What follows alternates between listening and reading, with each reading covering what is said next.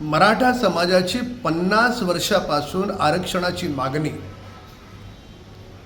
या दरम्यान अनेक मराठा मुख्यमंत्री झाले. श्रीमान शरद पवार साहेब तर 3दा मुख्यमंत्री झाले. याच्यापैकी एकालाही कधी मराठा समाजाची आठवण झाली नाही. पहिल्यांदा आरक्षण देण्याचं आणि मराठा समाजाला दिलेलं आरक्षण कोर्टात टिकवण्याचं काम जन्मानं ब्राह्मण असलेल्या माननीय देवेंद्र फडणवीस साहेबांनी केलं. काय अपराध आहे त्यांचा? अपराध जर कोणाचा असेल तर श्रीमान उद्धव ठाकरेंचा आहे.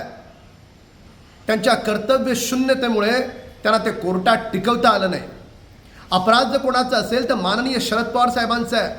3दा मुख्यमंत्री असून त्यांना मराठा समाज का आठवला नाही? अपराध जर कोणाचा असेल तर त्या काँग्रेस पक्षाच्या